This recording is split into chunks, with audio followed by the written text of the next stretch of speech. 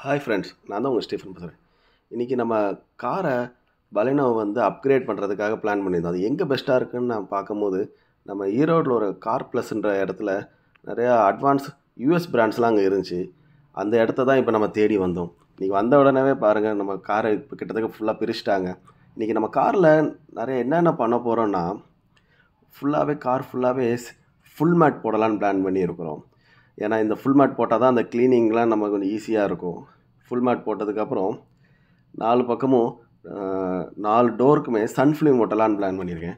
சன்ஃப்ளிம் கொஞ்சம் நல்லா இருந்தாலுமே ப்ரீமியமாக ஒட்டிடணுன்ற மாதிரி பிளான் பண்ணியிருக்கேன். அதான் இப்போ ஒரு நல்ல சன்ஃப்ளிம் இங்கே கிடச்சிருச்சு எனக்கு. அதுக்கடுத்து வந்து இதில் வந்து பார்த்திங்கன்னா, சிக்மா மாடல்ன்றதுனால நம்மளுக்கு வந்து ஆம்ரெஸ்ட் வராது நம்ம சீட் பக்கத்தில்.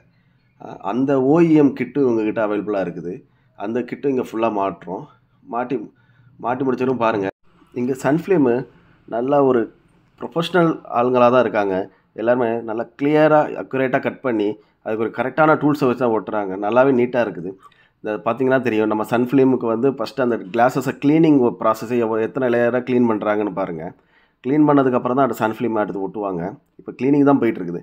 உள்ளே பார்த்திங்கன்னா, உள்ளே ஒரு பிரதர் வந்து நம்மளுக்கு ஃபுல் மேட் வந்து ஒட்டிக்கிட்டு இருக்கிறாரு. இங்கே வந்து எல்லாத்துக்கும் தனித்தனி டீம் இருக்காங்க. அதனால் நம்ம காலையில் கொடுத்த மதியானத்துக்குள்ளேயே நம்மளுக்கு வண்டி டெலிவரி கொடுத்துட்டாங்க. நம்ம ஒரு கொஞ்சம் இது வந்து ஃபேஸ் 1 தான் பண்ணேன். ஏன்னா ஒரே டைமாக எல்லாம் பண்ணக்கூடாது, ஒவ்வொன்றும் நம்ம ரசித்து பண்ணணுன்னு தான் பண்ணிக்கிட்டு இருக்கேன். இப்போ நம்ம இந்த காருக்கு நான் சன்ஃப்ளிம் வந்து என்ன ஒட்டியிருக்கிறேன்னா, கேர்வேர்ன்றதுலேருந்து கேர்வேரில் 50% விசிபிலிட்டியாக உள்ளது. இது வந்து 100% யூவியை கட் ஆகுது. ஐஆர் வந்து 50% கட் ஆகுது. ஆனால் இந்த வேரியண்ட் வந்து நம்ம வெளியே இருந்து பார்க்கும்போது ஒரு மெட்டாலிக் கிளாஸ் வந்து ரெஃப்ளெக்ட் ஆகும்போது ஒரு மெட்டாலிக் ஃபினிஷில் எனக்கு தெரிஞ்சு நல்லா ஒரு ப்ரீமியமாகவே இருந்துச்சு. ஆக்சுவலி இந்த சன்ஃப்ளிம் கொஞ்சம் காஸ்ட்லி தான் நான் சூஸ் பண்ணது. அவங்க அதுக்கேற்ற ஒர்த்தாகவும் எனக்கு அது தெரியுது. ஃபஸ்ட்டு நான் ஒட்டும் போது ஒரு ஆஃப் மைண்டடாக தான் இருந்துச்சு. பட் அது ஒட்டினதுக்கப்புறம் தான் அந்த ரிசல்ட்டை பார்க்கும்போது எனக்கு ரொம்ப திருப்தியாக இருந்துச்சு.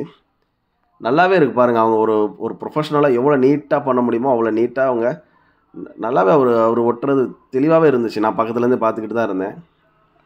அதுவும் அது ஒரிஜினல்ன்றதுக்கு தெரிகிறதுக்கு கார்வாரோட இது எம்பலம்லாம் அந்த இருந்துச்சு சன்ஃப்ளேமில்.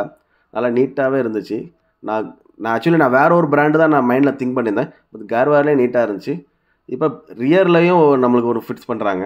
நம்ம எல்லாம் ஃபிட்ஸ் பண்ணி முடித்ததுக்கப்புறம் பாருங்கள், நம்ம இப்போ காரை வந்து ஃபிட்ஸ் பண்ணி முடிச்ச ஒரு சண்டே காலையில் காரை வந்து வெயிலில் நிறுத்தியிருந்தேன். வெயிலில் நிறுத்திட்டு மத்தியானம் ஒரு 1 o'clock போல் காரை எடுப்போம். எவ்வளோ தூரத்துக்கு அந்த ஹீட் உள்ளே இருக்குதுன்னு செக் பண்ணுறதுக்காக தான் வெளியே நிறுத்தியிருந்தேன். பாருங்கள், இப்போ நம்ம இதில் என்ன பண்ணியிருக்கிறோன்றதை காமிக்கிறேன்.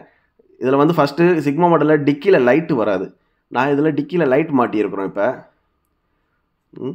லைட் மாற்றின ஓரளவுக்கு நல்லா உள்ளே வைக்கிறது கொஞ்சம் ஈஸியாக இருக்குது. எல்லாமே கொஞ்சம் நைட் நேரம் எடுக்கிறது ஈஸியாக இருக்குது. பாருங்கள், இப்போ உள்ளே வரேன். நான் இப்போ கிட்டத்தட்ட மத்தியானம் ஒரு 1, 1:30 இருக்கும். நான் காலையில் 9 மணிக்கே நிறுத்திட்டேன் வண்டியை வெயிலில்.